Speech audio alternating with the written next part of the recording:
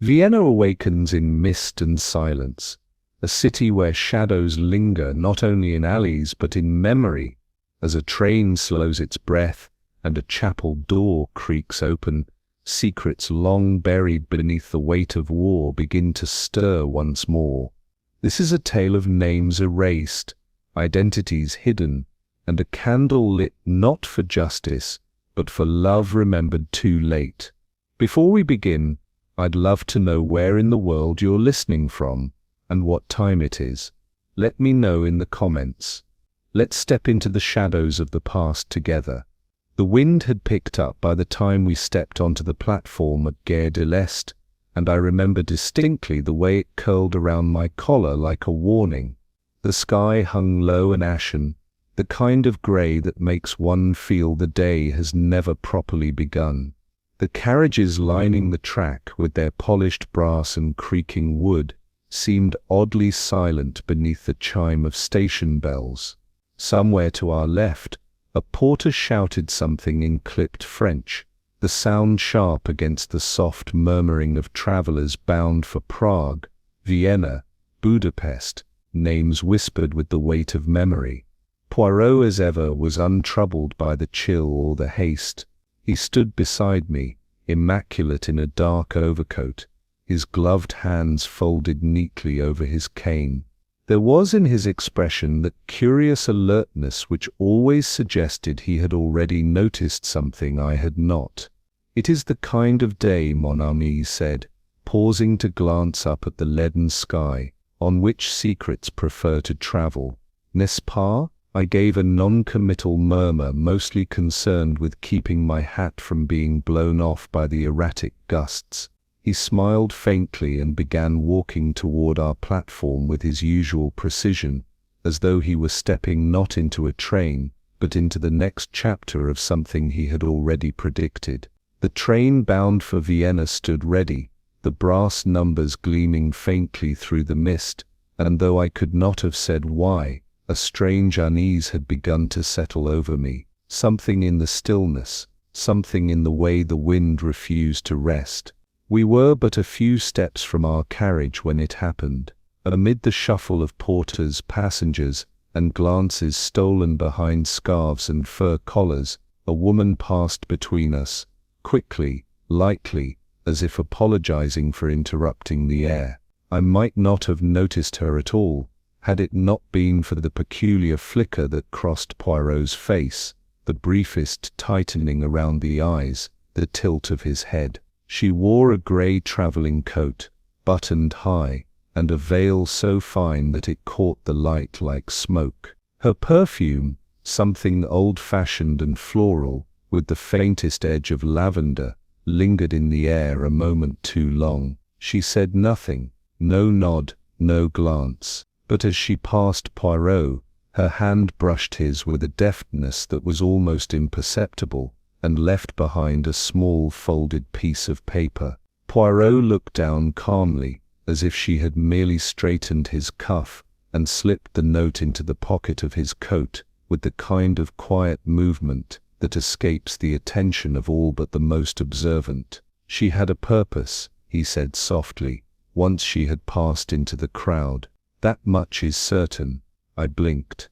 "What do you mean?" "She didn't say a word." "Precisely," he replied. "It is not always the words that speak, mon ami. Sometimes it is the absence of them."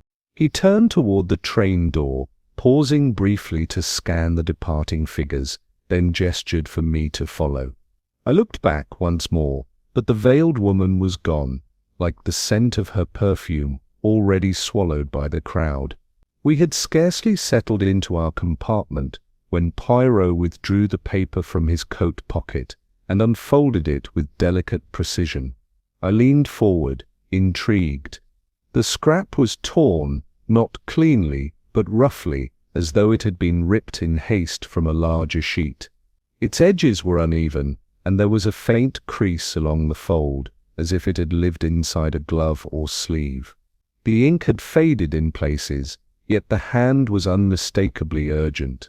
The writing, in French, had been scrawled with a certain tremor of hand, though not one unfamiliar with the act of composition. It read, "Cannot forget the child. They will be in danger if he speaks." The name must never, that was all. No signature, no address. Just 3 fragmented lines of a thought, and beneath it, the unmistakable sense of something unfinished. Poirot did not speak at once. He held the fragment as though it might disintegrate from the weight of implication. Then slowly, he laid it on the small table between us and tapped it once with the tip of his finger. "You see, Hastings," he murmured, "this is not a warning sent in the hope of prevention. It is a confession, torn from someone already too late." "A child," I said, frowning, "and someone in danger. But from whom?" "Ah," he said softly, "that is the part which remains to be seen. Observe the phrasing, if he speaks. Not if he acts. The threat, it seems, lies not in what a man might do, but in what he might reveal." I felt a slow chill work its way down my spine. "Then someone on this train has a secret." Poirot's eyes glimmered. "Mais oui, Hastings. But it is not simply the secret that matters. It is to whom it belongs." No sooner had Poirot set the paper aside than I was on my feet again. Some stubborn impulse urged me to try and find her. The woman who had, in a single gesture, pulled us from the ordinary into something far stranger. I made my way down the narrow corridor, past the steward who offered a polite nod, and stepped out onto the platform. But already the crowd had changed. A tide of travelers had swept through, luggage cases exchanged, whistles blown, and a fresh bustle overtaken the moment I had left behind. I scanned faces and coats, eyes glancing over the occasional hat or shawl, but there was no sign of her. Her scent was gone. The pale veil, the fastidious grace of her stride, all vanished into the anonymity of travel. The great clock above the station ticked forward with a mechanical indifference that only made the loss feel sharper. I returned to the train, somewhat breathless, and sank into my seat with the vague embarrassment of a man who has chased a shadow. Poirot, of course, had not moved. "She has vanished," I muttered, "like smoke." Poirot nodded once. "Common phantom," he said. "But the message remains, and ghosts, Hastings, they do not appear without reason." As I returned to our compartment, still faintly bewildered by my failure to locate the mysterious woman, Poirot remained seated precisely as I had left him, the crumpled paper once more folded and resting on his lapel. He gave me a single assessing glance before his gaze shifted, almost absently, past my shoulder. "There is something else, mon ami," he murmured. "Observe, no, do not turn your head too sharply." Naturally, I turned my head at once. At first I saw only the flow of passengers boarding, porters rushing to and fro, the idle indifference of travel. But then Poirot gestured subtly, his gaze narrowing toward a stone pillar near the edge of the platform, half concealed behind the stream of movement. A man stood there, tall, lean, motionless, his face obscured by the brim of a soft felt hat. He wore a grey overcoat, and though he held a newspaper beneath one arm, he made no motion to read it. His stance was not casual nor entirely concealed. It was too precise, too deliberate. "Waiting for someone?" I ventured. "Non," said Poirot, lowering his voice. "Watching, that is quite a different thing. But he could be anyone," I replied. "A traveller, a courier, a foreign attaché, perhaps." Poirot smiled faintly. "Exactly. He could be many things, and none of them by accident." I looked again, but the man had vanished, swallowed as suddenly as the veiled woman before him. The space behind the pillar was empty now, and I was left with that uneasy sensation once more, the feeling that we had already stepped into something unspoken, and that our journey to Vienna had ceased to be mere travel the moment we stepped foot on the platform. The shrill whistle of the guard pierced the air, a final summons that sent a wave of urgency through the platform. Passengers quickened their step. Valises were hoisted into compartments. Last-minute embraces were broken, and the conductor moved with a kind of ceremonial gravity as he prepared to close the doors. The train exhaled a low hiss of steam, like a beast gathering its breath before waking. Poirot, entirely unhurried, adjusted the cuffs of his gloves and gestured for me to precede him into the carriage. "You will observe, Hastings," he said as we moved down the corridor, "that we are no longer passengers merely, we are, how do you say, participants." I looked at him askance. "In what?" He tapped his coat pocket lightly, where the note, now folded and concealed, had been placed once more. "In a narrative," he said softly, "one that began before we arrived, and which now unrolls before us like the tracks beneath this train. Our compartment was modest but comfortable, green velvet seats, polished mahogany panels, and a brass reading lamp affixed to the wall with ornamental screws. It bore the calm elegance of a European night train, the sort of place where voices were lowered instinctively, and strangers kept secrets in their posture. As the wheels groaned into motion, I felt that familiar thrill of departure, of continents shifting past the window, of possibility rising with each passing mile. But this time it was laced with something colder, a woman with no name, a message with no sender, a man who watched and disappeared. I settled into my seat and glanced at Poirot, who was already gazing out the window, his fingertips pressed lightly together beneath his chin. "You believe something is going to happen," I said. He nodded once. "No, Hastings, it already has." The train shuddered to a halt at Strasbourg, its rhythm broken by the sudden hush of steam and the echo of carriage doors. I had just been musing aloud about the superiority of French railway sandwiches, a position Poirot did not share, when the soft clang of the platform bell drew my attention. Amid the bustle of porters and the rustle of coats, a tall man stepped aboard with the air of someone not merely traveling, but returning to his rightful domain. There was something about him, the tilt of his head, the calm assuredness in his movements, that bespoke not only confidence but breeding. He nodded to the steward with the faintest curl of his lips, removed his gloves with precision, and disappeared into compartment 9 without a glance to either side. Poirot, who had been dusting a speck from the arm of his seat, paused mid-movement. "Ah," he murmured. "So that is the man." "What man?" I asked. "The one we have not yet met, but whose arrival changes everything." "Surely, Poirot, you can't know that already." He gave a gentle shrug. "When a man steps onto a moving train as though he is the one directing its course, it is rarely by coincidence." Dinner aboard the Kaiserin Elizabeth was a quiet, ceremonious affair, a row of small tables dressed in white linen, discreet silver cutlery, and a waiter who moved as though trained in a palace. Poirot and I were seated opposite a pair of minor civil servants discussing tariffs in low voices when the Count entered. He wore a deep green cravat and a charcoal dinner jacket that hinted at an era already fading into sepia.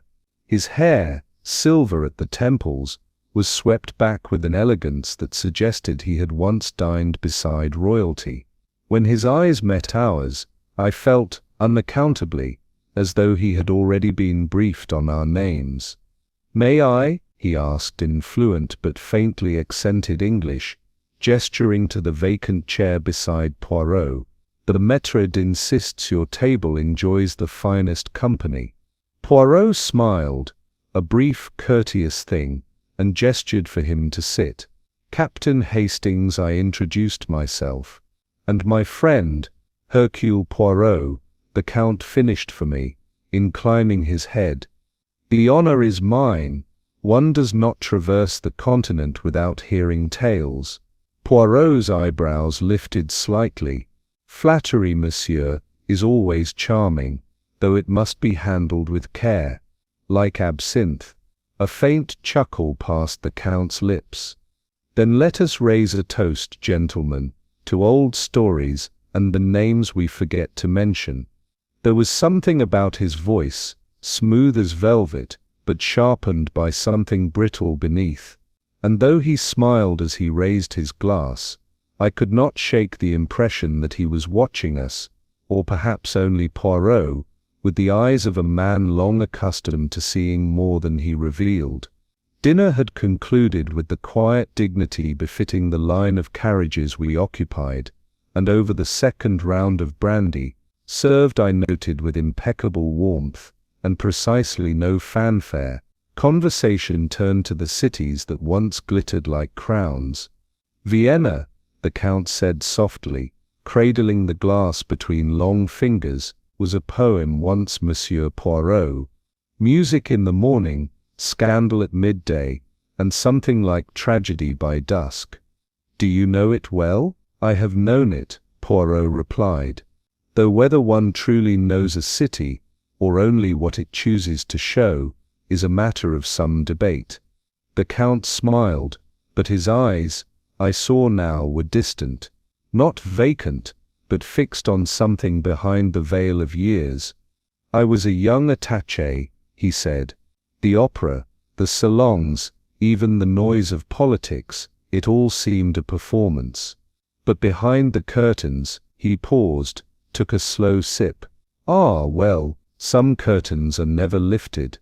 There was a silence then, and it seemed to stretch further than the space between courses.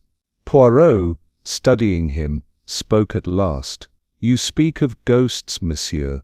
The Count's smile returned, but now it was narrower. Yes, he said. Some ghosts, monsieur, do not sleep well. They rattle the windows at night, and whisper through the walls, especially on trains. He rose then, with impeccable courtesy, and wished us good night with a bow, so elegant it seemed to belong to another century entirely. Poirot said nothing for a moment. Then, almost absently, he picked up his spoon and stirred his coffee. A man may drink to the past, Hastings, he murmured, but the question is, does he hope to forget it, or to remind someone else it is not yet finished? The corridors of the night train seemed to lengthen after sunset, their shadows deepening as the lamps dimmed to a gentle amber, and the sound of conversation faded to the occasional clink of a teacup or rustle of silk. I had stepped away briefly to fetch a newspaper from the steward's trolley, and left Poirot seated in the lounge car with his customary cup of tisane. When I returned, he was no longer there. I found him moments later, standing by one of the corridor windows, not looking out at the darkness, but rather standing as if waiting for something to arrive. The carriage rocked gently beneath our feet, the rhythm of travel now a heartbeat in the walls.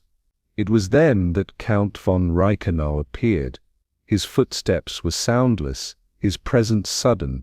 He did not look at me, nor did he glance through the window. Instead, he addressed Poirot directly, his voice so low I strained to catch the words.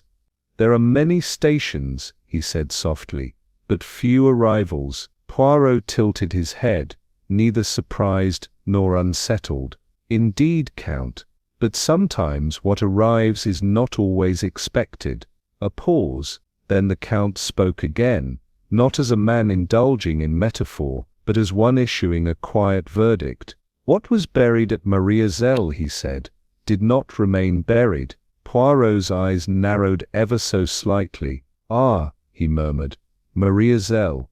The Count offered a smile, thin, brittle, and inclined his head in a gesture I could not read. Then, without another word, he turned and vanished down the corridor. I looked to Poirot. What did he mean? But my friend was already smoothing his moustache, his gaze distant. The name Maria Zell turning, I knew like a key in some inner lock I had yet to see. We returned to our compartment without another word spoken between us, but my mind was afire. The Count's cryptic phrase clung to me like a fog, suggestive, ghostly, and irritatingly incomplete. I paced as Poirot removed his gloves with maddening precision, then took his seat, and began adjusting the crease in his trousers, with the same attention he might have given to aligning chessmen. "Well," I said at last, unable to contain myself, "what on earth was that about? Who or what is Maria Zell?" Poirot smiled faintly, though he did not meet my eye. Instead, he reached for his watch, opened it, then closed it again, as though verifying something only he understood. "Maria Zell Hastings," he said at length, "is a town in Austria, a quiet place, mostly known for its basilica and its snow. But during the war," he trailed off, folding his hands neatly in his lap. "Yes," I prompted, leaning forward. "During the war," he said slowly, "many things were buried. Names, allegiances, children, sometimes even truth itself." I sat back, unsure what to say. Poirot looked out at the darkness that ran like a river beside our train, then back at me. "The past, mon ami," he said gently, "is not as past as we believe." There was something final in his tone, though it was not closure he offered, only a pause, a signal perhaps, that the mystery we had stepped into was older than we'd imagined, and that the next revelation would not come from logic, but from memory. It was 8:30 by the time Poirot and I made our way to the dining car, and the train, already deep into the eastern countryside, swayed with a gentle rhythm that seemed to cradle the night.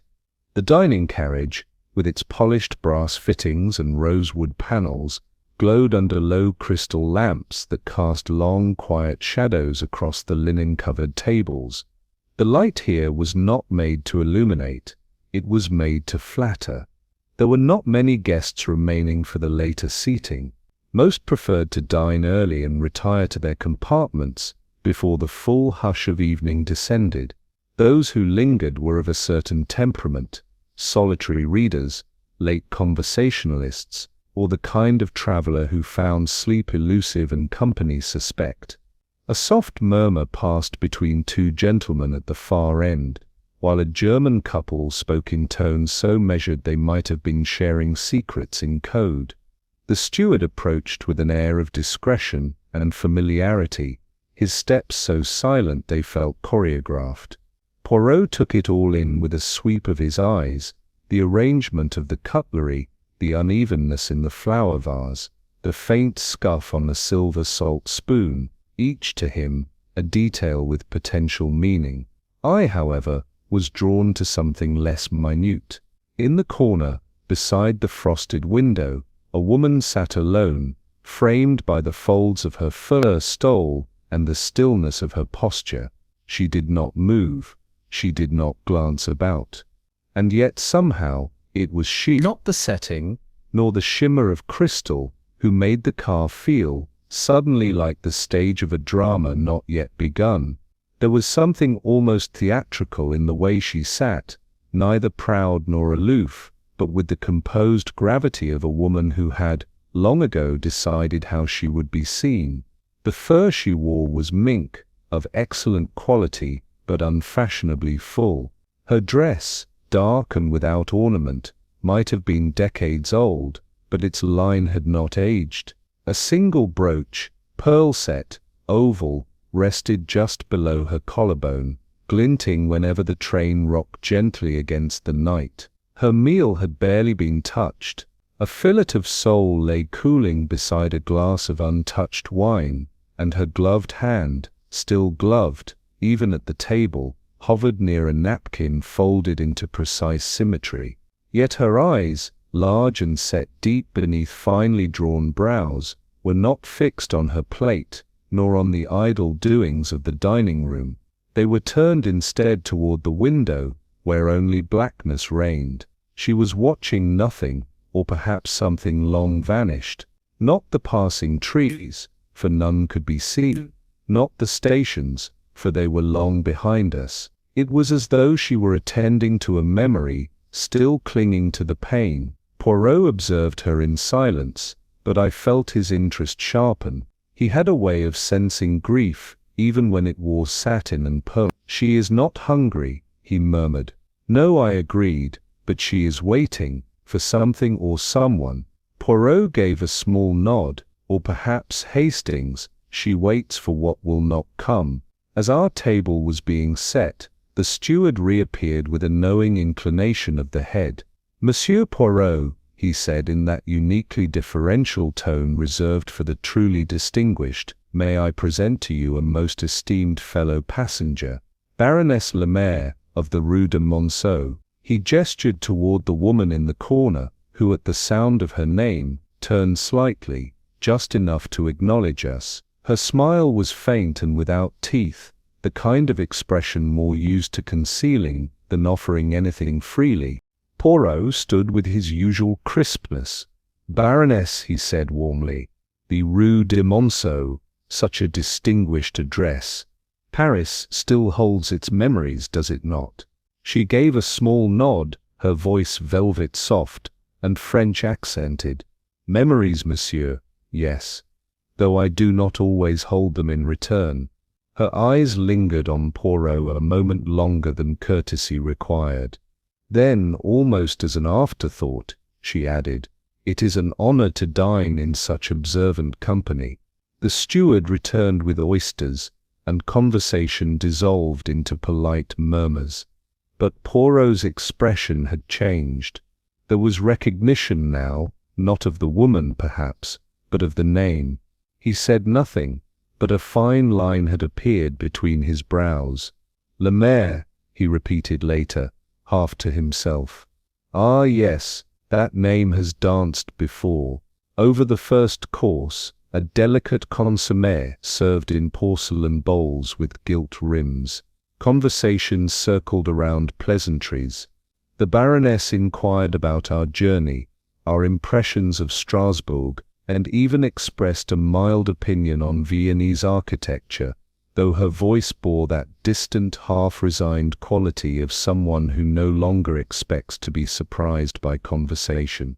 It was not her speech that unsettled me, but the way she listened.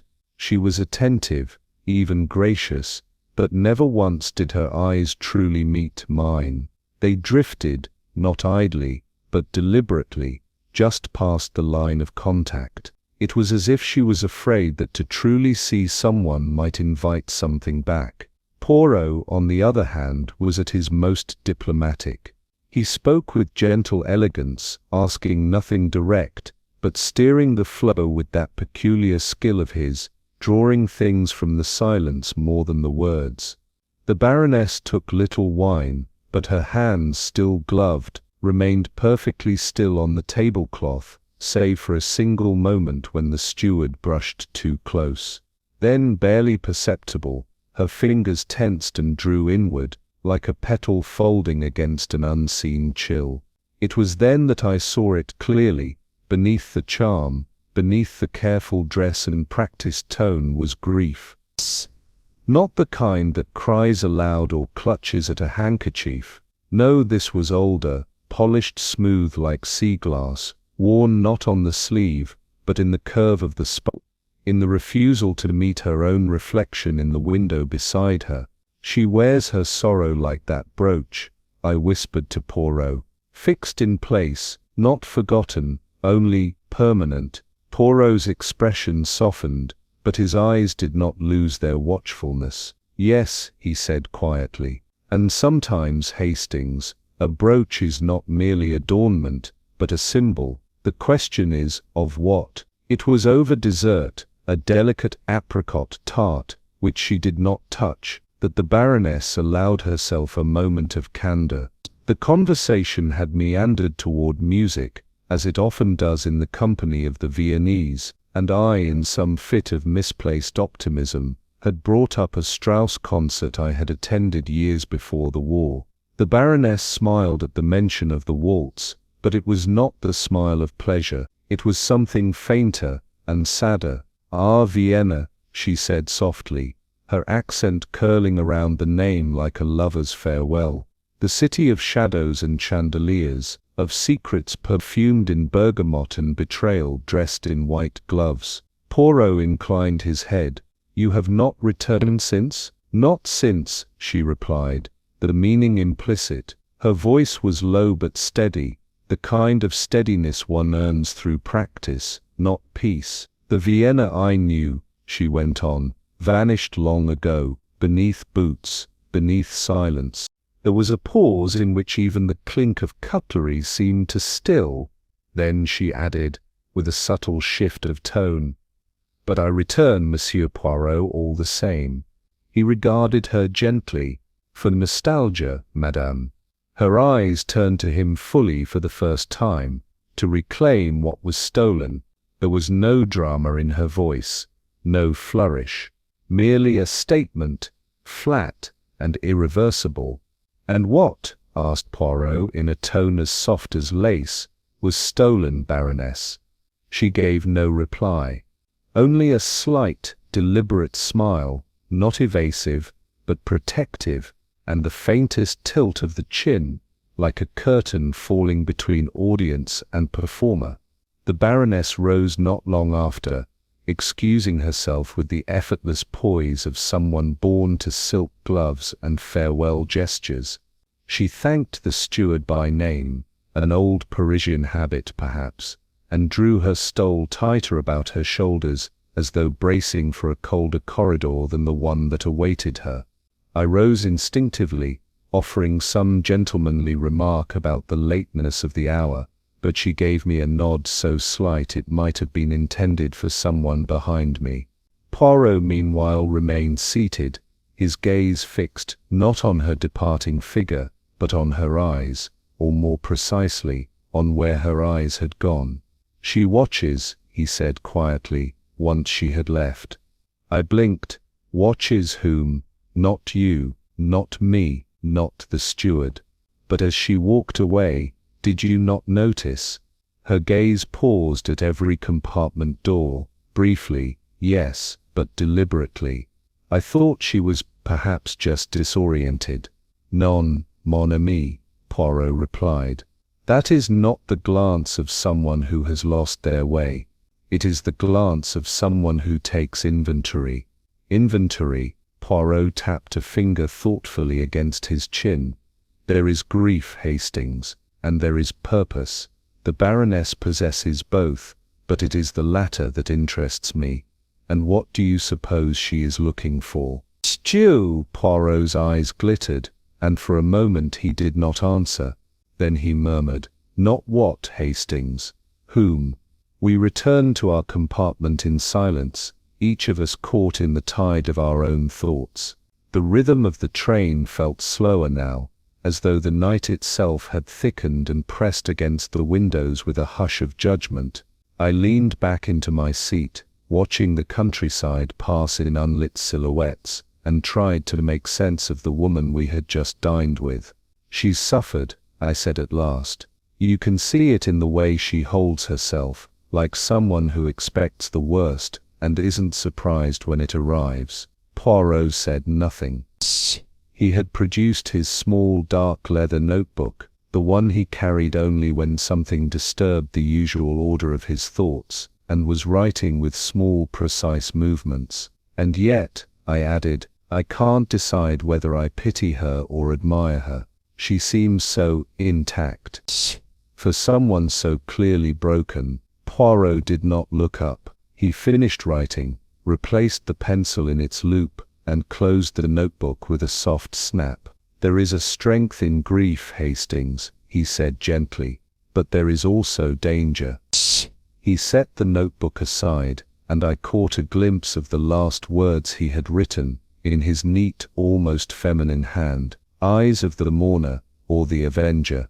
The words sat there on the page like a question I had not yet thought to ask, and suddenly I found myself wondering whether the Baroness had come to Vienna for a memory, or for a reckoning. The hour must have been just shy of 4 when I was roused from sleep by a sharp, unmistakable sound, a woman's cry, clipped and frightened, but not theatrical.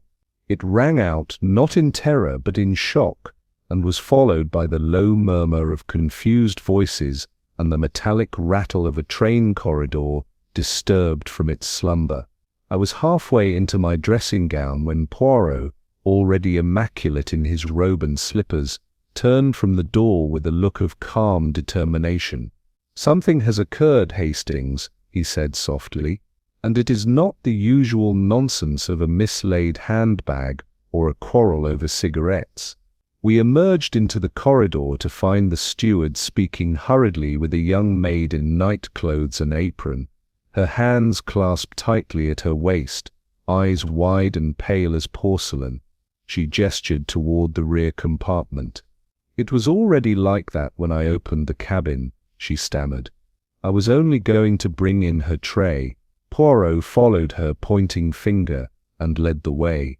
The door was ajar. Within, the baroness's luggage had been disturbed, not ransacked, but opened with purpose.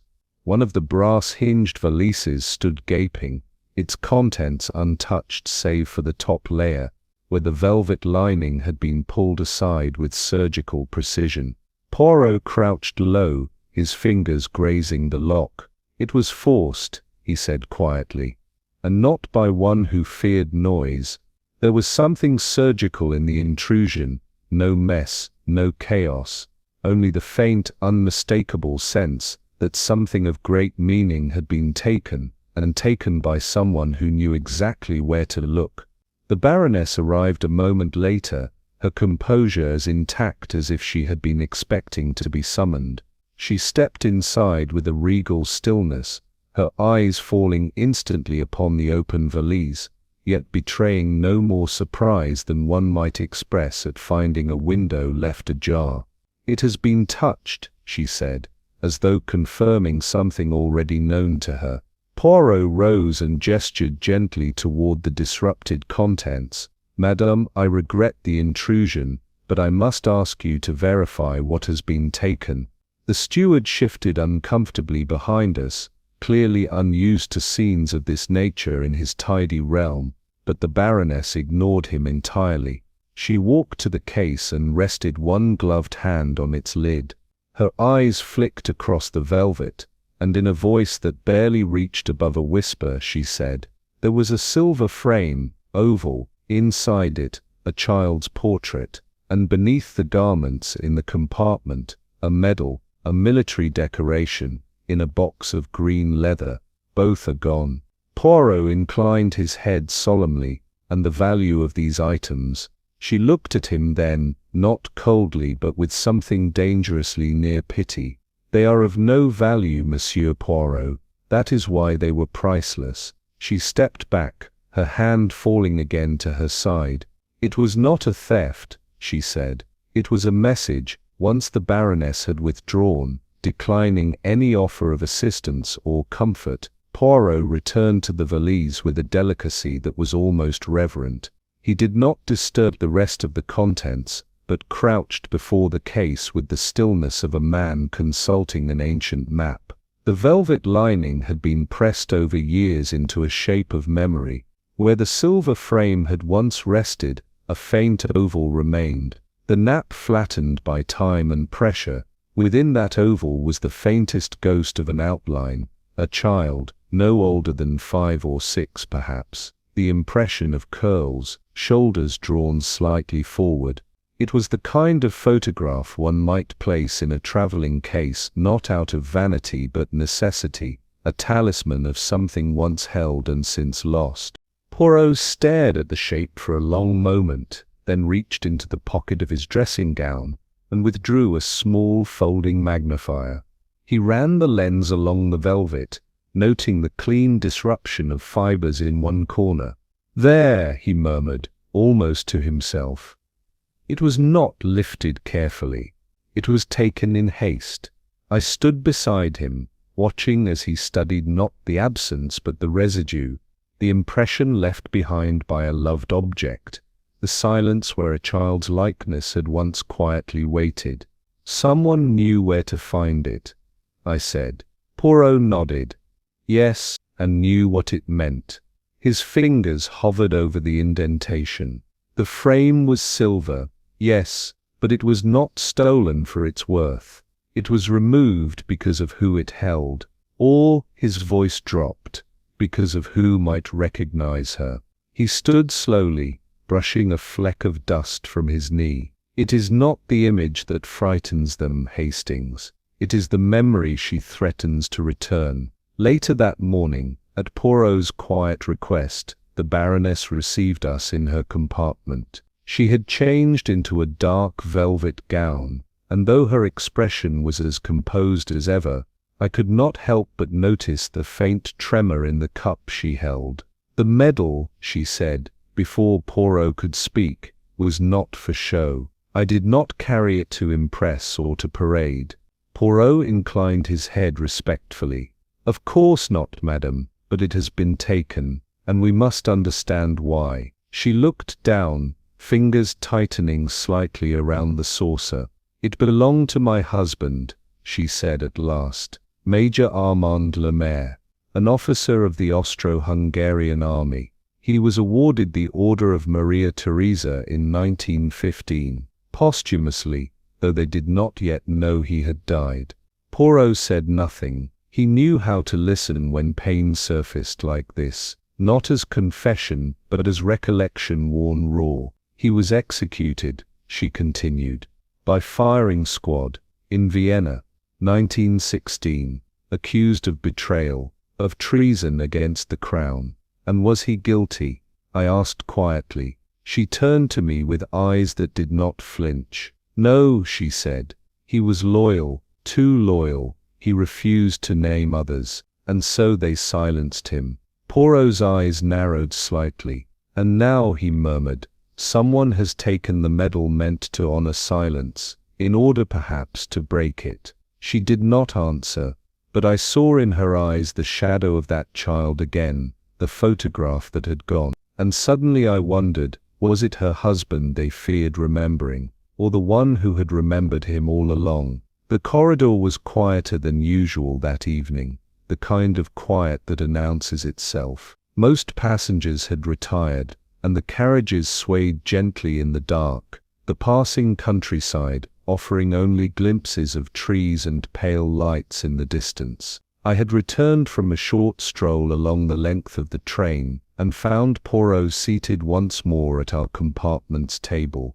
his eyes closed, not in sleep, but in that peculiar state of inward focus he often entered when a question began to take shape. Then came the knock, a soft rap, hesitant, followed by a rustle of keys, and the voice of the steward calling down the corridor. Count von Reichenau, telegram for you, sir. There was no reply. The steward waited a moment, then tried again. Still silence. He turned the handle cautiously and pushed the door ajar. What followed was not a shout, but a strangled intake of breath. And then the urgent call, Monsieur Poirot. Quickly, if you please. We were on our feet in an instant. Poirot moved swiftly, and I followed into the small, now frozen space of compartment 9. Count Otto von Reichenau sat precisely as he had likely been when last seen, upright, dignified, and with one hand resting lightly on his lap. But his head had fallen slightly to the left, and beneath his waistcoat a spreading patch of blood bloomed like dark silk. Poirot bent forward, then straightened at once. Stabbed, he said quietly. One thrust, clean, intentional. There was no struggle evident, no overturned object, no sign of a quarrel, only the presence of silence, thick, unnatural, and final. I stood behind Poirot, the image before us, slowly resolving into a reality that chilled me to the core. It was not merely the fact of death. I had seen murder before, in many cruel forms, but the calculated symbolism of it that struck deepest. For pinned to the Count's waistcoat, directly above the wound, was a gleaming object of unmistakable meaning. The medal, the Order of Maria Theresa, the same one the Baroness had described as stolen only hours earlier. It had not vanished into the hands of a thief. It had been returned, and returned not in secrecy, but as a message, affixed like a verdict over the dead man's heart. Poirot leaned closer, inspecting without touching. It was placed there post-mortem, he said calmly. There is no tear in the fabric beneath the pin. The killer took time. There was something morbid in the contrast, the luster of the silver against the matte of dried blood, as though honor itself had been twisted into accusation. What could it mean? I asked. Poirot straightened. It means, mon ami, that the murder is not only personal, but historical. I blinked. You think it ties to the baroness? I think, he replied, that whoever killed the Count wanted not just silence, but to remind him, in his last moment, of something long buried, something he betrayed, or something he tried to forget. The Count's face was oddly serene, but it was the medal that shouted. Poirot knelt with care beside the body, his every motion slow, precise, not for reverence, but for scrutiny. His fingers hovered above the seat cushions, the edge of the table, the pressed creases in the Count's trousers, as though reading a text written not in words but in order and disorder. I knew better than to speak while he worked. The steward, on the other hand, stood frozen by the door, eyes darting between Poirot and the dead man with something bordering on dread. After several minutes, Poirot rose with a small exhalation, not of fatigue, but of certainty. He was seated when the blow was delivered, he said, and he did not rise afterward. There was no time to cry out. The blade struck the heart. He turned to the steward. You will close this door, monsieur, lock it. And from this moment on, no one enters without my knowledge or that of the police. The steward nodded, swallowing hard. Yes, monsieur. Poirot's gaze swept the corridor. You will also ensure that the passengers in this car are informed discreetly that we are managing a delicate matter. No panic, no chatter. Yes, monsieur, the steward repeated, already fumbling for his keys. As the door clicked shut and the corridor once again narrowed to silence, Poirot turned to me. There is no more doubt, Hastings, he said gravely. The game we have entered is no longer theoretical. It is now murder. We stood for a long while in the corridor, the sounds of the train now carrying a different texture, the rhythmic clatter beneath us, no longer comforting, but relentless, like a clock ticking through an unspoken countdown. Outside, darkness slid past the windows with the weight of something vast and unknowable. Poirot remained silent. His gaze was distant, fixed not on the polished brass or the velvet-lined walls, but somewhere beyond, as if calculating not what had occurred, but what must surely follow. At last he spoke. There is something poetic in it, Hastings, he said quietly. The murder committed in silence, in a locked compartment, surrounded by sleeping passengers and moving time. I said nothing. Poirot folded his hands behind his back, his voice almost reflective now. The killer wished to speak through symbols, the medal, the pose, the calmness of the act. They made of the murder not only a deed, but a statement. He turned then, and met my eye.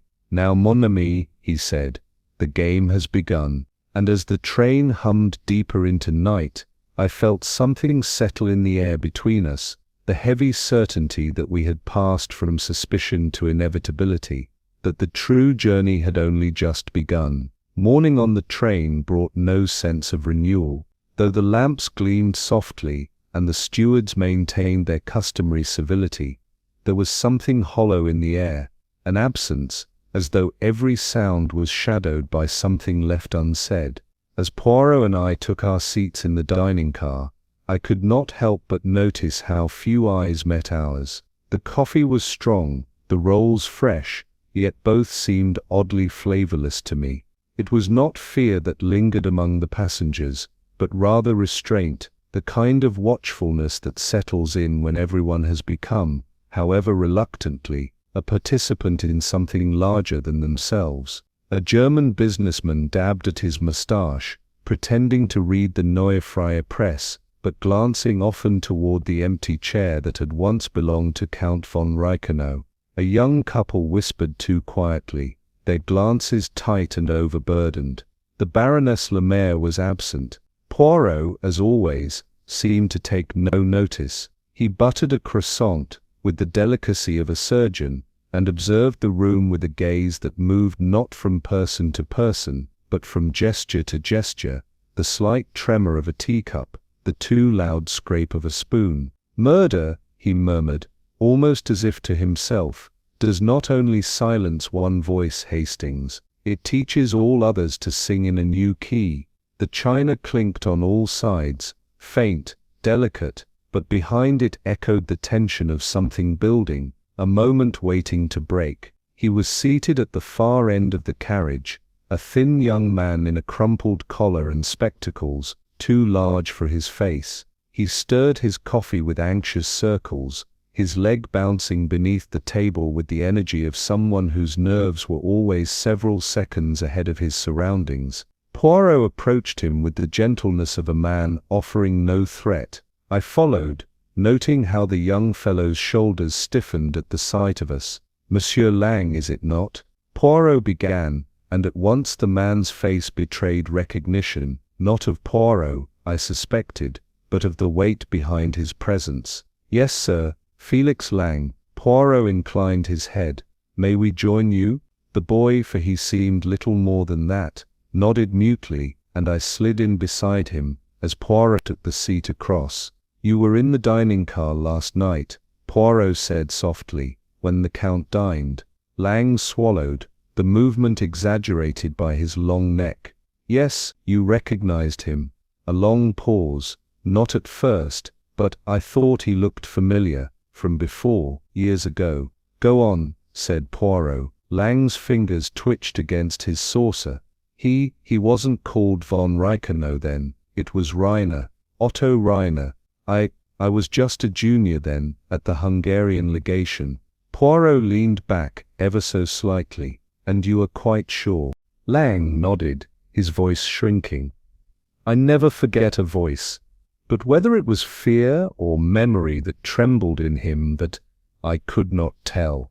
The silence that followed was not so much awkward as dense, the silence of something long buried being dug up with trembling hands. Poirot steepled his fingers. "These letters, Monsieur Lang, they were of a political nature." Felix's eyes darted toward the corridor as though fearing someone might be listening. "Yes and no. They were couched in formalities, trade, economic cooperation, that sort of thing. But there were phrases, turns of expression. They were formulaic. I wasn't meant to understand them, only to type them." "You were a cipherist?" "No, just a clerk. But the ambassador trusted me. He asked that I handle Herr Reiner's documents discreetly." Poirot did not press, he merely waited. Lang exhaled, rubbing his temples. It was 1937. There was talk of the Anschluss even then. Herr Reiner came and went without leaving records. He stayed in Budapest for 3 weeks. The ambassador was uneasy about him, said he asked questions no diplomat should, and avoided the ones any honest man would answer. "And you?" I kept my head down. Poirot nodded. "And yet you remember him." He spoke with authority but not sincerity, like someone playing a role. Poirot's gaze sharpened, so he was not who he claimed to be. Lang's voice dropped. "I don't think he was ever just a count." "What then?" I asked, intrigued. Felix met my eyes. "A spy, perhaps, or worse, a man with no country at all." Poirot said nothing, but in the glimmer of his eyes I saw a clock begin to turn. Sir Cedric Foyle was a man in whom the English virtues had grown into thorns. He moved with the stiffness of old wounds and spoke as if each word had been weighed for diplomacy, then filed down for disdain. Entiers, all down, for disdain. Poirot and I had approached him with courtesy, but he greeted us with that particular brand of narrowed eyes and pursed lips which suggests that the English upper class considers even politeness a form of suspicion. "Captain Reiner, you say?" he repeated, after Poirot made mention of the name. "Never cared for the fellow." "Then you did know him," Poirot said gently. Foyle's lips twitched, as if the confession pained him. Vienna, 1939. Those were delicate days, and Rainer, or whatever name he paraded under, had the subtlety of a sledgehammer. You were in the embassy then, n'est-ce pas? Poirot prompted. I was liaison to intelligence, Foyle said flatly. Which is to say I drank tea while real men were being shot in basements. I noticed the slight clench of his gloved hand on the walking cane. Beneath the bitterness was something heavier. He compromised an asset, he continued. A young woman, local, worked with the Austrians, brave, clever. We lost her. She vanished. Some say she turned, others that she was betrayed. And you believe Captain Rainer was responsible? I asked.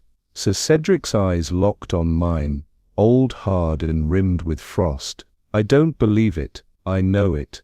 Of all the passengers aboard the Kaiserin Elizabeth, Miss Hartmann struck me as the most out of place. Neither grand nor faded like the baroness, nor flinty like Sir Cedric. She possessed a quiet reserve that seemed born not of arrogance but of hardship. She sat by herself in a corner booth with her cup of tea untouched, the spoon resting precisely beside the saucer.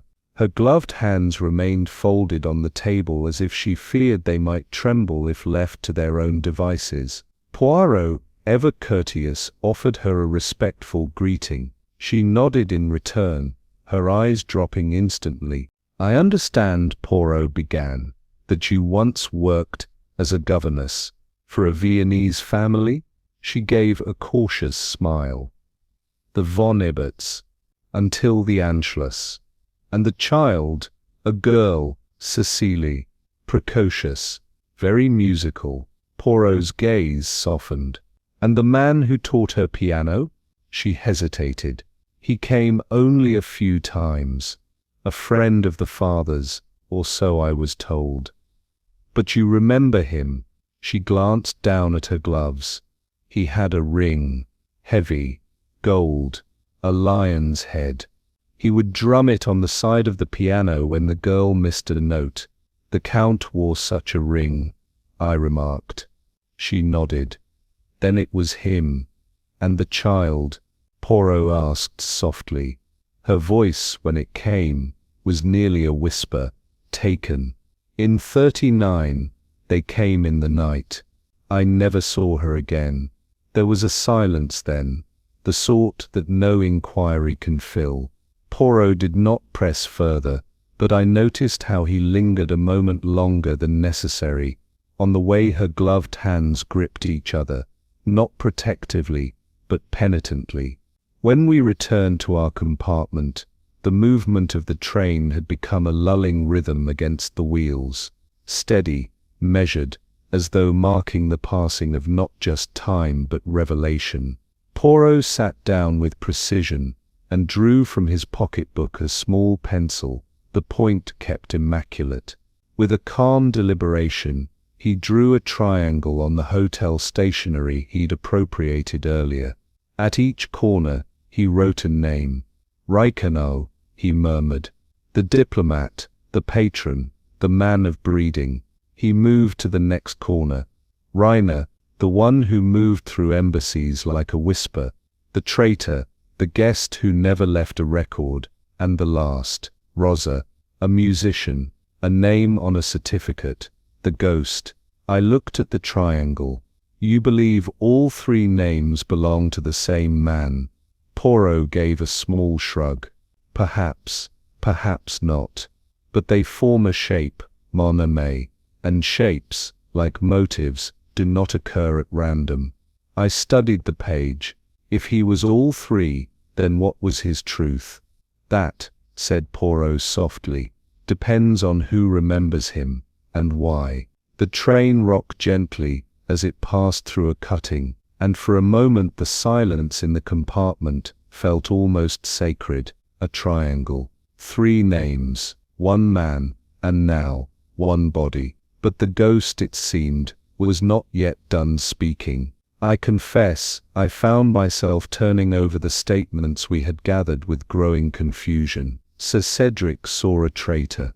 Miss Hartman saw a music tutor, Lang saw a spy, and yet none could say with certainty what name the man had truly borne, or why someone had taken his life so precisely, so personally. It's as if he wore a different mask for each of them, I muttered. Poirot gave a faint smile, and leaned back. And is that not the way of many lives, mon ami, especially those lived in shadow? But surely one of them must be right. Non, he said gently. Each may be partially right, and all entirely wrong. I frowned. Then how are we to know the truth? Poirot tapped the side of his head.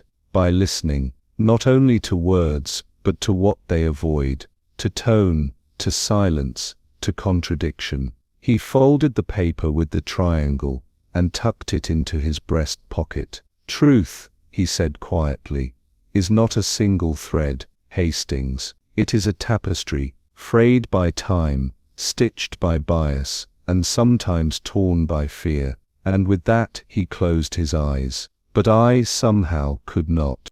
The air in the evening lounge was thick with the scent of aged upholstery, and something faintly floral, lavender perhaps, drifting from the garments of the ladies seated in rows.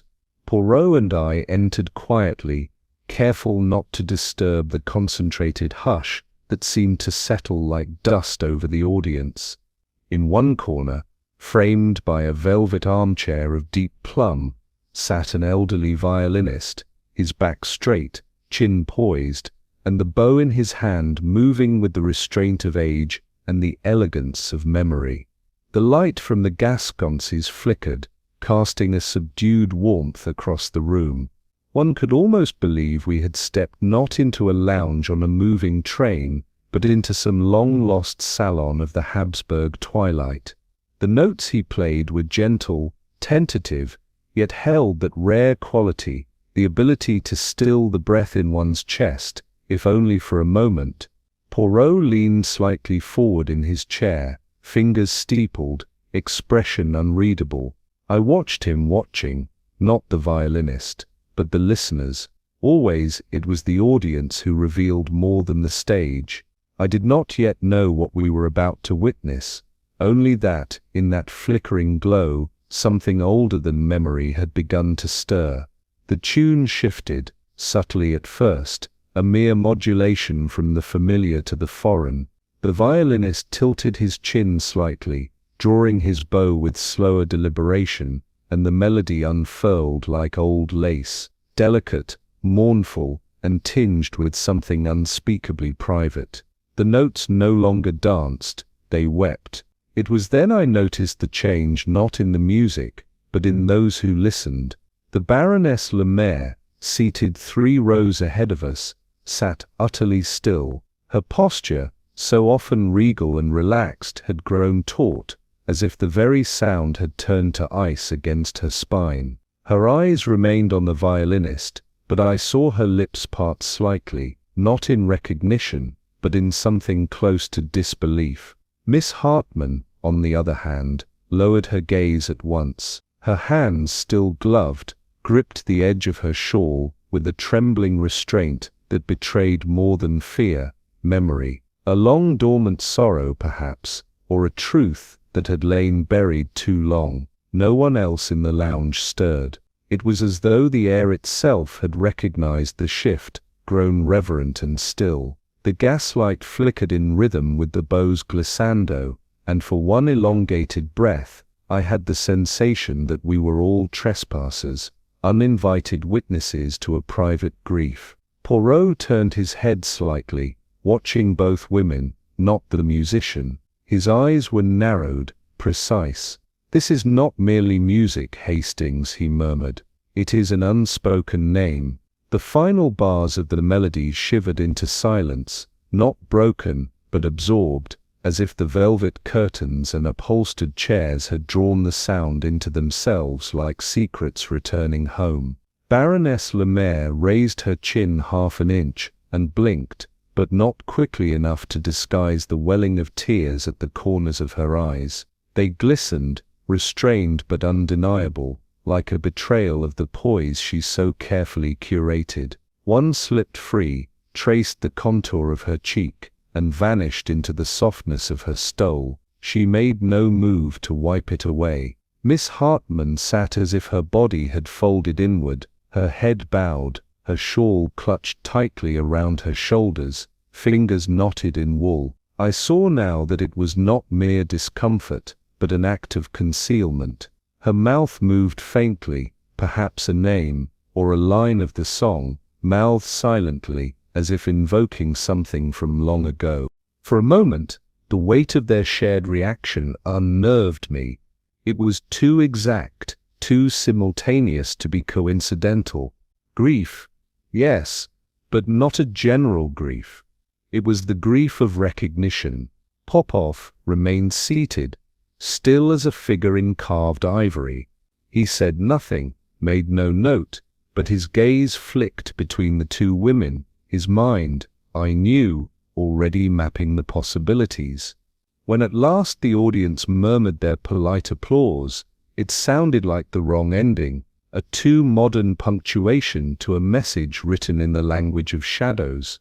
Later that evening, after the last of the guests had drifted away with murmured compliments and distant expressions, Popov approached the violinist. I trailed behind, unsure if this inquiry was propriety or necessity, though with Popov, the line between the two often vanished. "Pardon me," he said gently, "but the waltz you played after the Strauss, it was unfamiliar to me, and yet, how shall I say it, it bore the mark of something deeply personal." The violinist, a man of perhaps 70, with skin as thin as parchment, and eyes that had long since seen beyond pleasantries, looked up with quiet dignity. "It was never published," he said simply. "Composed in Vienna, Miklos Eisenthal." Popov nodded. "The name I know, most do not. He was a composer of chamber pieces, intimate, lyrical, often dismissed as sentimental by his peers. But I knew him. We shared a café, a piano, and once, a fear." Popov tilted his head. "Fear?" The old man's eyes grew distant. "He was arrested in 16, accused of espionage. A Jewish musician with too many friends and too few allies. He vanished."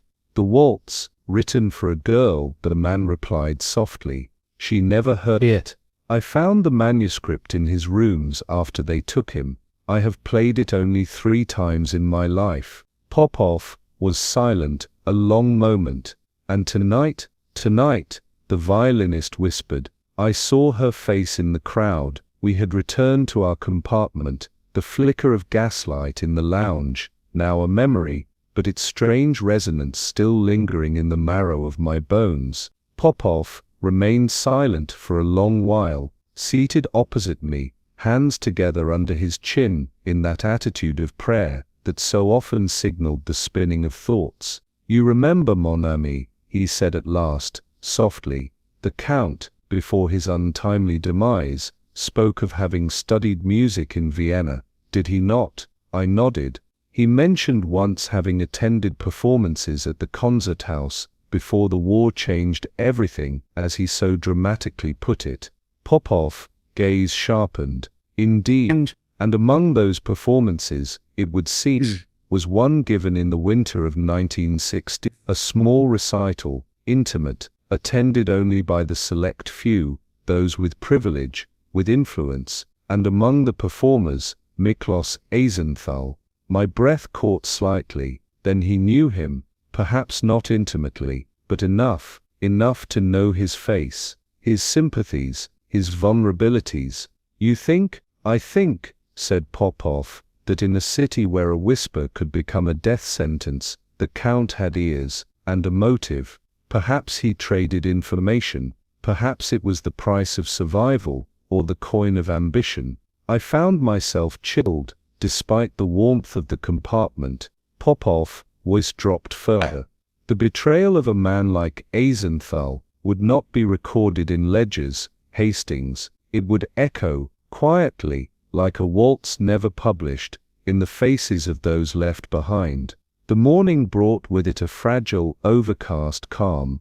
I had expected Popov to rise late after the emotional weight of the previous evening, but instead, he was already impeccably dressed and preparing to speak once more with the baroness. She met us in the tea salon, her expression as composed as ever, though a certain guardedness lingered about her shoulders. She wore mourning black crape and a jet brooch, but no veil. Her gloved hands rested lightly on her handbag, unmoving. Poirot began without preamble. "Baroness, I must speak of the valise that was disturbed." She inclined her head slightly. "It was a small thing, sentimental." "Yes," Poirot said. "A photograph of a child." Her hand moved, barely, a twitch, a hesitation, as if stilled by force of will. "The child, she was not your daughter."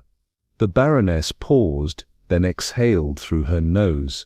"No, she was not born to me, but I was all she had." "Her name?" "Anka," the baroness said quietly. "She came to me after the composer disappeared.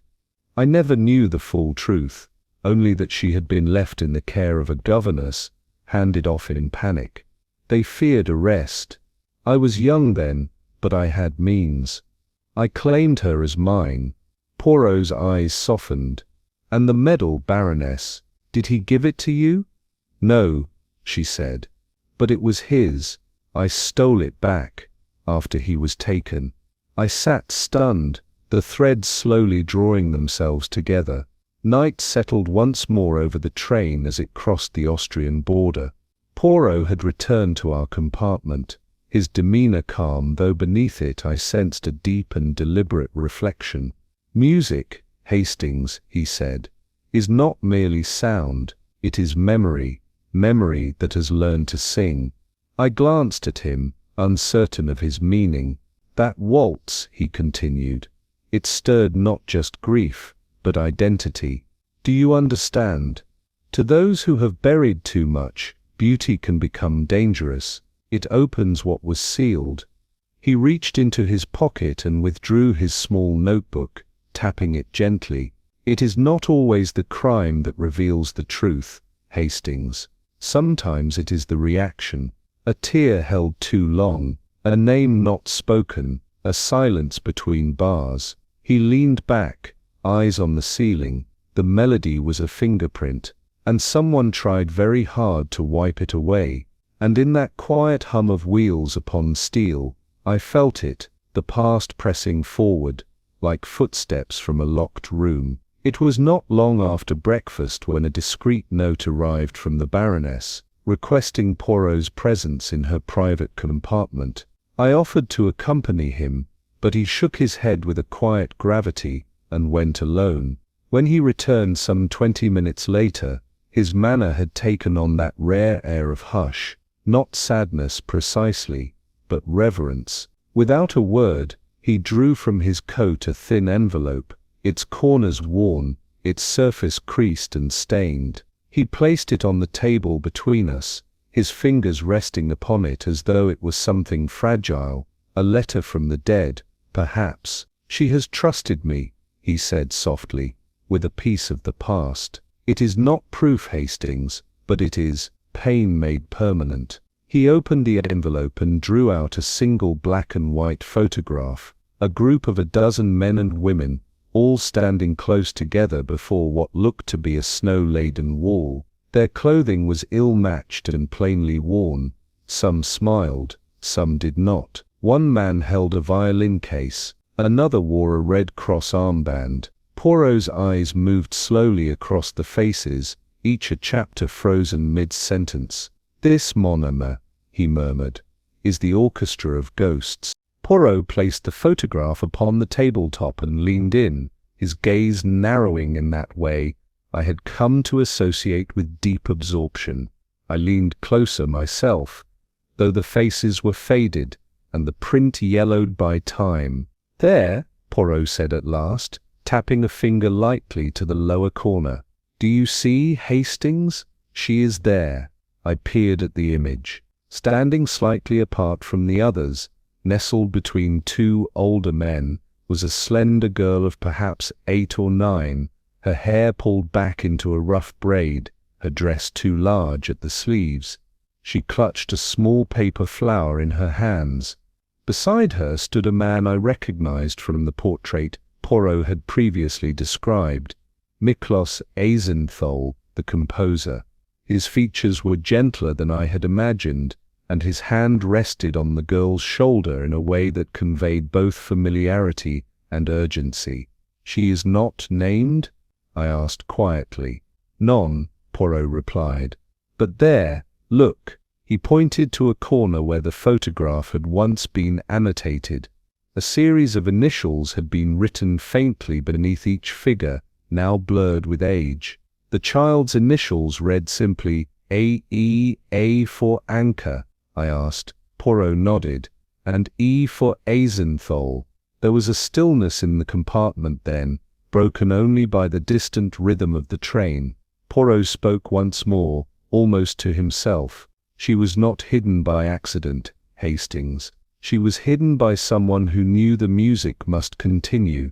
Beneath the photograph lay a folded sheet of paper, brittle, its edges frayed, as if once hurriedly torn from a notebook.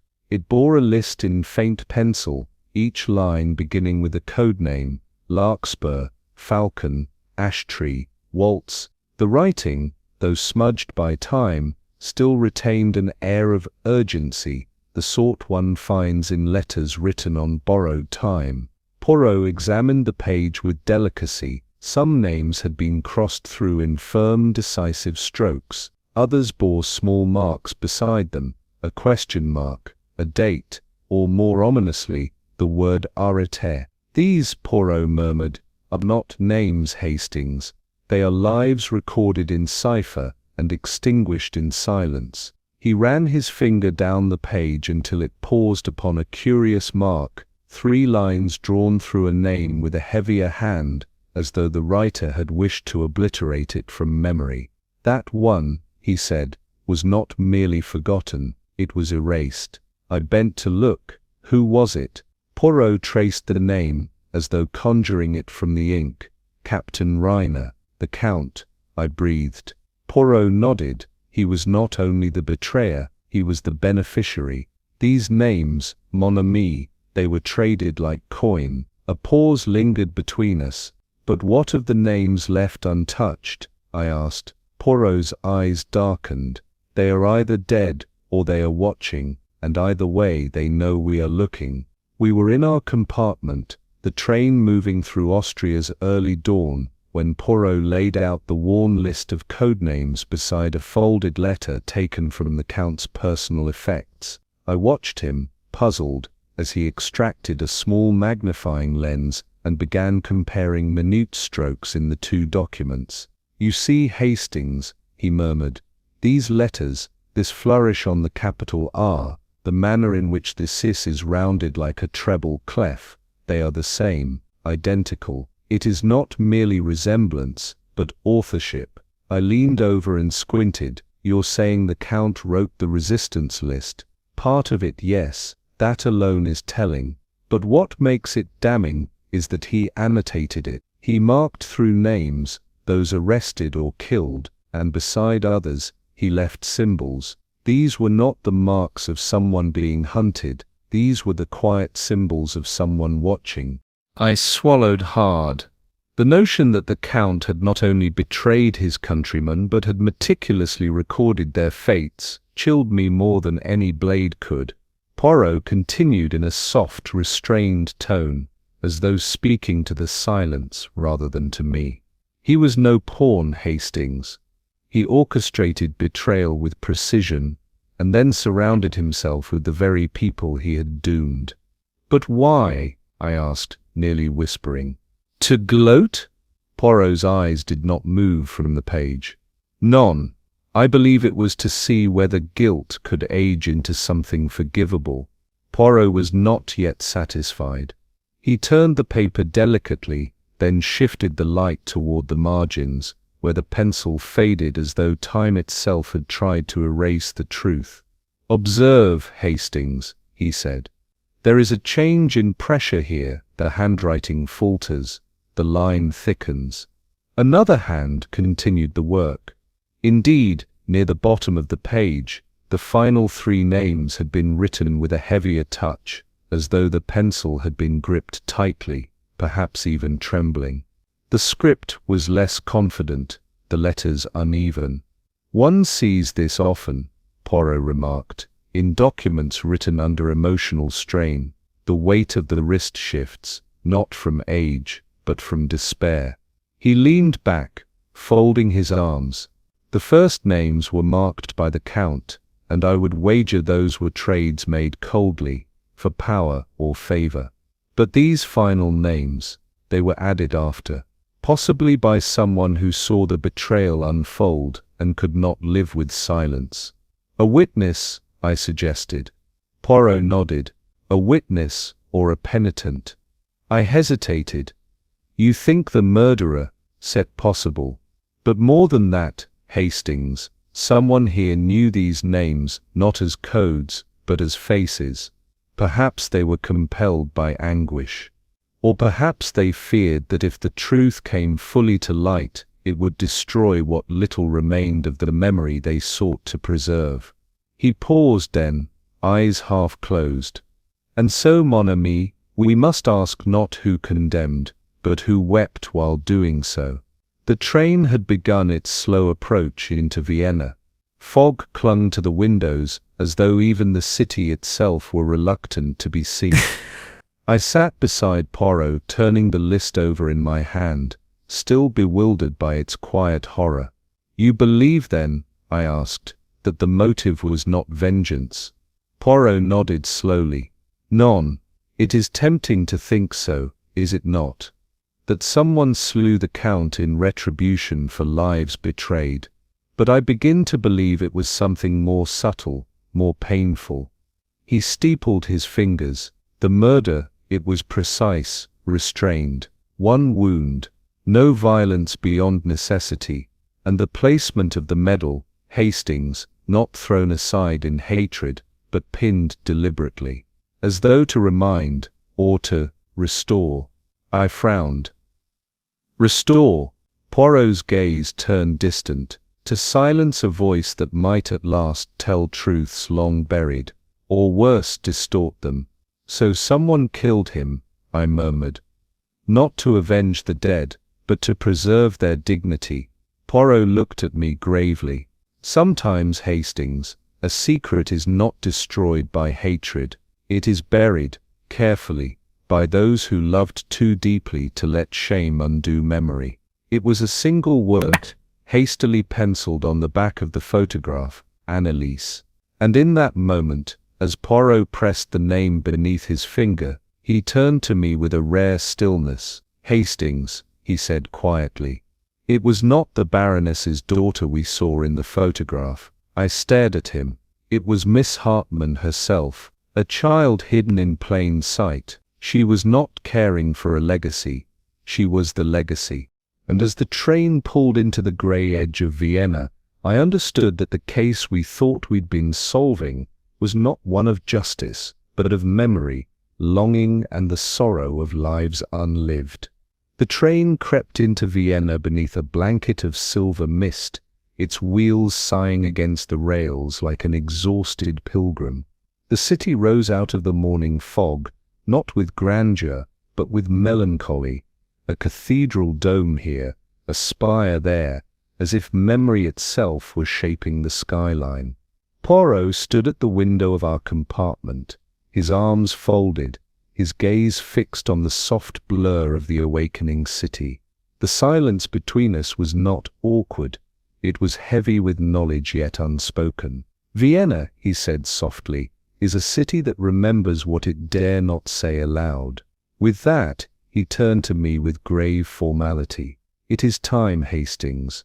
You will kindly ask the steward to summon the remaining passengers to the baroness's compartment." "All of them." "All," I echoed. Poirot nodded. "Oui, the truth does not flourish in fragments. It must be delivered in whole, in light, and—" he touched his pocket gently, where the folded list lay, with precision. I departed to carry out his orders, my heart already pounding with anticipation. For in that moment, beneath the slow breath of Vienna's fog, I knew the reckoning was no longer ahead of us, it had already begun. The baroness's compartment had been tidied with a strange care, as though she anticipated not guests, but ghosts. The lace curtain at the window trembled faintly with the vibration of the train still settling on its tracks. Poirot stood by the writing table, his hands folded neatly in front of him. One by one they arrived. Miss Hartmann entered first, her usual composure drawn tightly about her like a shawl. Her eyes, I noticed, did not lift to meet ours. She took a seat without a word, fingers interlaced and motionless in her lap. Sir Cedric Foyle followed. The limp in his step seemed more pronounced this morning, though whether from the chill or a troubled conscience, I could not say. He greeted no one, merely nodded to Poirot, and sat stiffly in the armchair by the wall. Felix Lang arrived shortly after, looking distinctly more rumpled than the day before. His tie was askew, and his collar bore the faint edge of sleep or struggle. He gave a polite, uncertain bow, and glanced nervously at each occupant of the room before taking a position by the window, as if ready to bolt. Last came the baroness. Regal even in fatigue, she wore a dove-grey coat, with a violet brooch. She paused in the doorway, scanning the room, and then entered as though this were a reception, albeit one for which no courtesies would be exchanged. No one spoke. The silence was no longer polite. It was filled with the awareness that some among us had already been judged, and the verdict was merely awaiting words. Poirot's voice, when he began, was low and unhurried, yet with a clarity that seemed to still even the air itself. "You have all known him," he said, "as Count Emile Rosa, and yet that name was only one part of a masquerade." A shift passed through the room, nothing so obvious as gasps or exclamations, but a collective stiffening of the spine. Miss Hartmann's eyes narrowed, and Sir Cedric's fingers drummed once on the arm of his chair before going still.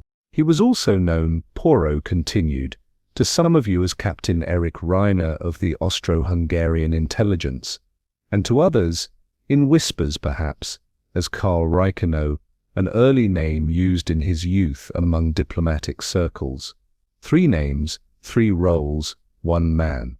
Felix Lang's mouth opened slightly, and then closed. Poirot unfolded a small, worn military medal and placed it gently on the table between them. "This was not awarded to him," he said quietly. "It was removed from the body of a man who died because of him.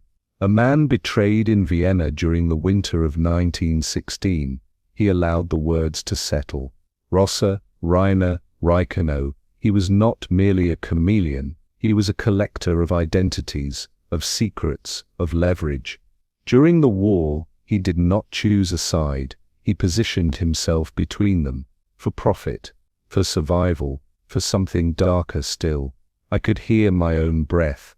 Poirot turned slightly to include them all in his gaze, and when the war ended, he brought those ghosts with him, quietly, elegantly, as only a man who has never been asked to answer can do. A long pause. "But this train," Poirot said, "is not bound for silence." Poirot reached into the inner pocket of his coat and withdrew the folded resistance list, handling it with something akin to reverence. He laid it on the polished table, its creases softened by time, the pencil markings faint, but still legible. "This," he said, "is not merely paper, it is testament, witness." He glanced at Miss Hartmann. "You recognized the tune in the salon, did you not? The melody of Miklos Eisenthal. You knew him." Her lips trembled, but she said nothing. Poirot tapped the list. "His name is here, marked once, then again, crossed out, betrayed." Felix inhaled sharply, his eyes darting to the paper. "Most of the markings," Poirot continued, "are in the same hand, Rosa's. And yet, these 3 final names." He turned the page slightly toward the light, revealing a difference I myself had overlooked, a subtler, shakier hand. the pencil pressed too hard. Someone else wrote them. Not with malice, but with pain. It was not the Count alone who finalized this list. Sir Cedric cleared his throat. Then who? That, Poirot said softly, is the question that matters most. For one betrayal serves ambition, but the second may have served a conscience unable to bear silence. He paused, then looked at each of them in turn. One man betrayed the living, but someone here tried to honor the dead, and in doing so became part of the crime. Poirot turned at last to the youngest among them. Miss Hartmann, still seated with her hands folded, had remained motionless throughout his revelation. But now, as his gaze settled fully upon her, I saw a slight tremor begin at the edge of her sleeve. She was holding her breath. "My dear mademoiselle," Poirot said gently, "you have carried a silence for many years. It has shaped you, protected you, and imprisoned you." Her eyes did not rise to meet his. Poirot reached into his pocket and withdrew the photograph, the one retrieved from the baroness's hidden envelope. He laid it on the table with quiet care, as one might set down a candle in a chapel. "This girl," he said, indicating the child beside the composer, "was not a stranger to you, n'est-ce pas? She is not the daughter of the baroness, as we were first led to believe. She is you, mademoiselle." Felix Lang drew in a breath. The baroness for once did not move. Poirot continued. "Your father was Miklos Eisenthal, a man of genius, hunted by betrayal. The tune played in the lounge, his tune, it unlocked something in you. Not a memory perhaps, but a weight, an echo." Miss Hartmann's lips parted, but no sound came. "You were taken from him before the arrest, hidden. Perhaps you do not remember the details, but the blood, how do they say in English? It knows." Still she said nothing, but a single tear, small and defiant, slid down her cheek and disappeared into the fabric of her glove. Poirot's voice softened to something almost reverent. "You were never the governess, you were the ghost we had, all mistaken for the living." Poirot turned his attention once more to the table and laid his fingertips lightly upon the resistance list. "We have spoken of betrayal, of names written in one hand and amended in another, but now we speak of something more delicate, more terrible perhaps, because it is so terribly human." He let the silence stretch. The Count, Rossa, Rainer, Reichenau was not merely a traitor to those whose names he recorded. He was the keeper of a far crueler knowledge. He knew the truth of the girl, he knew her origin, her father, the shame that could be conjured even now by whispers in certain circles. Miss Hartmann's head was bowed, her body still rigid with denial, or was it dread? Poirot's tone grew precise. Had he lived, he would have used it, not for revenge. No, for leverage, for cruelty. That was always his game. Sir Cedric shifted in his chair. "And so," Poirot said quietly, "he was killed." The words fell into the room like snow, soft and final. "Not in anger," he continued, "but in dread. Dread that the truth once uncovered would not honor the dead, but humiliate them. That the melody so beautiful would be soiled by the mouth of a man who traded in secrets. I found my voice at last. Then, it was not vengeance." Poirot shook his head. "No, mon ami, it was mercy. Not for the Count, for the father, for the daughter, for what remained sacred in a world that had forgotten how to be kind. And somehow, in that moment, I understood. It had not been hatred that struck the final blow, it had been love, bruised and trembling, but love nonetheless." The Baroness had not spoken a single word during Poirot's revelations, but her composure, always formidable, had begun to fray. She sat utterly still, yet there was a shift in the air around her, like the hush that descends before a bell tolls. Poirot looked to her now. "You knew," he said gently, "from the beginning, you knew who she was." She inclined her head once, almost imperceptibly. You raised her as your own," he went on, "not because you had to, but because no one else would. You protected her from the truth, and from the men who might twist that truth into cruelty." Her eyes remained dry, but her fingers unclasped and rested on the arms of her chair with visible effort. Then, slowly, almost reverently, she closed her eyes. Poirot's voice softened. "You did not commit murder, but you stood by the one who did.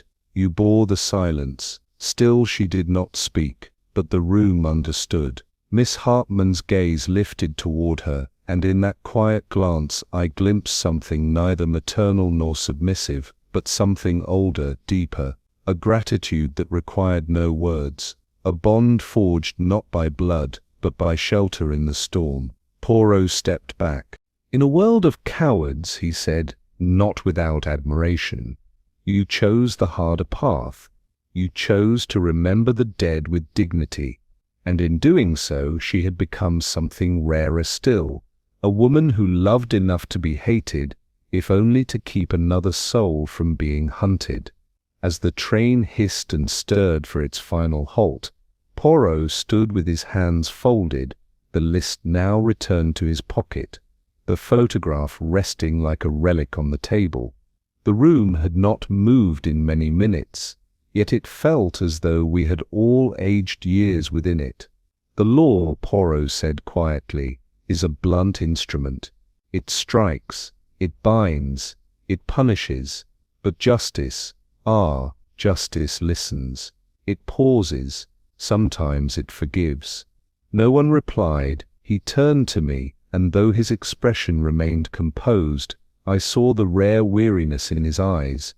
"There are crimes, Hastings," he murmured, "that do not cry out for punishment, but for understanding. And sometimes, understanding is all that we can give." The train jolted to a final stop. Poirot turned, lifted his hat, and together we stepped into the mist, where the line between guilt and grace had never felt more fragile. The train exhaled its final plume of steam, a sigh against the morning's hush, and we stepped down onto the platform, as though emerging from another world. The city before us was pale with mist, its avenues softened by the breath of dawn. Bells tolled from a far-off tower, their sound both stately and mournful, echoing across rooftops still slick with dew. Vienna, a city of grey and stone, held its memories tightly. Poirot stood beside me, immaculate even in travel-worn attire, his eyes surveying the delicate outlines of spires emerging through fog. He said nothing at first, only adjusted his gloves with precise care. "There is a melancholy here," I ventured, "as if the city has not yet forgiven its own history." He gave a small nod. But it is not the city that must forgive, mon ami. It is we who carry the burden, the echoes of the past, the silences we inherit." As we walked along the gravelled path toward the street, I noticed Miss Hartman had already descended ahead of us.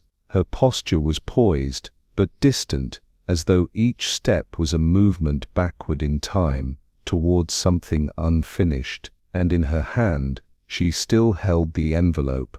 We followed at a respectful distance, as Miss Hartman moved through the quiet square, her steps careful but unhurried. The fog had lifted slightly, revealing the faded facades of once grand buildings, now muted with years and soot. She paused at a crossing, where ivy clung to the ironwork fence, glanced up at a nameplate I could not read from where I stood, and resumed her way with the gravity of one led by more than memory. Poirot's gaze never left her. "In her hand," he murmured, "is not merely a letter, it is a confession, or perhaps a prayer, but most certainly it is love." The envelope I saw now was old, paper yellowed and creased, its edges curled as though it had been clutched many times without ever being opened. A red wax seal, half broken, bore the impression of a treble clef. "She never read it?" I asked quietly. "On the contrary," Poirot replied, "she never dared not to." Miss Hartman turned into a narrow lane, where a modest chapel stood behind a rusted gate, its doors ajar. The walls bore no grandeur, only weathered stone and chipped cornices, and yet she entered as if into a cathedral. Poirot halted. "We shall not follow her inside, Hastings." "Why not?" "Because this moment is hers, not mine, nor yours, nor even that of the man who wrote that letter.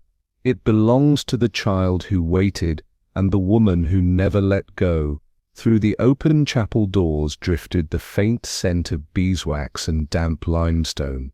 From where we stood, beneath the arcade's shelter, we could just make out her silhouette, small against the ancient stillness of the place. She moved toward the altar, slow and deliberate, as if the act itself required permission from the silence. Poirot remained perfectly still, hands clasped before him, his eyes not on the chapel, but on the fog that still lingered beyond the spires. She knelt before a wooden plaque, barely more than a board, etched by time and devotion. Upon it were inscribed the words, "For die Namenlosen von 1916, for the nameless of 1916. There were no flowers, no wreaths, only a row of unlit candles, and then one gently coaxed to life beneath her steady hand. I felt an ache tighten in my throat, absurd and uninvited. Poirot spoke only once. She does not know which name was his. That is why she does not need one. She lingered for some moments more, her lips moving faintly, not in prayer, perhaps, but in remembrance. Then she placed the envelope beneath the candle, not as offering, as proof, and in that small act, that surrender of something long guarded, I understood what Poirot had meant aboard the train. That memory, when carried with love, could outlast shame. He touched my arm lightly. "Come, Hastings," he said. "There are things the living must learn to leave unspoken." We walked in silence for some distance, Poirot and I, the chapel receding behind us like a dream upon waking. He carried with him a stillness I had only rarely seen, not the cultivated calm of a man controlling the room, but something gentler, more solemn. At last he spoke, his voice low and clear. "The letter," he said, "was written in the final weeks of 1916. Miklos Eisenthal, composer, father, prisoner of a dying regime, entrusted it to a man he believed a friend." I turned toward him. "The Count?" Poirot inclined his head. "Oui, Hastings, the very same who would later trade names for freedom. He accepted the letter under false pretenses, promising to deliver it to the child who had been taken from Eisenthal's arms when Vienna was collapsing. He never did." He paused beneath a line of shuttered windows, their sills heavy with summer dust. "The letter contains no bitterness," Poirot continued, "only hope, a melody written in words, promises of reunion, of springtime, of laughter unspoiled by politics or war, and one line at the end, in Hungarian, Hanem most, hat mard holnap, if not today, then tomorrow." There was a tremble in my chest that I did not expect. "But she never received it," I murmured. Poirot's eyes met mine. "No, it was kept from her, and yet she carried it, folded and worn, for years. Without knowing its words, she believed in its meaning." "A daughter without a name," I said softly. "No longer mon ami," said Poirot. "She lit the candle not for a stranger, but for her father, and somewhere in that silent act, a name was spoken aloud at last." We turned the corner onto a quieter street, the paving stones uneven, echoing beneath our steps. The city had begun to stir, a tram bell rang faintly in the distance, and the smell of early bread drifted from a nearby bakery. Poirot's voice, when he spoke again, was measured and reverent. "It was the baroness who protected her, Hastings, not merely from enemies, but from knowledge that might have unraveled her too soon." "But why?" I asked. "Why keep such a truth hidden?" Poirot's mustache twitched almost imperceptibly. Because she knew the weight of grief, he said, and because she had made a promise, not to the girl, but to the man who died believing his child would one day live unburdened. He withdrew from his pocket a folded sheet, a copy, I imagined, of the letter, and tapped it gently. In his final lines Eisenthal wrote, "Let her be raised among music and kindness, not in mourning." The baroness obeyed that wish with devotion. She took in the child, gave her another name, and never revealed the sorrow behind the story.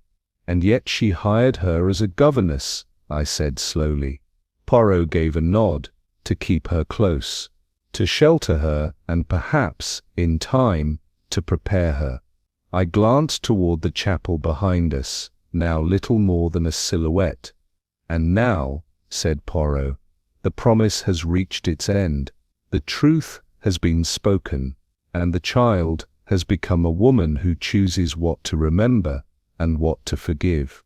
We passed beneath a wrought iron archway where vines had begun to reclaim the city's edges, and I could not help but reflect on all we had uncovered. Yet there had been no arrest, no handcuffs, no final declaration, just silence and understanding. Poirot walked beside me, his steps deliberate, his gaze forward. "There are those, Hastings," he said quietly, "for whom justice arrives not as punishment, but as peace." I looked at him in surprise. "You don't believe anyone should face consequences?" He smiled faintly. "Ah, but they have. The Count, dead by a hand not vengeful, but resolute. The Baroness, burdened with a truth she could never speak. And Miss Hartmann, who has lived in shadow, only to step at last into the light." I said nothing. There was, I realized, nothing left to say. Poirot stopped, adjusting his cuffs with a precision that bordered on ritual. "Law, mon ami, is a mirror. It shows us facts.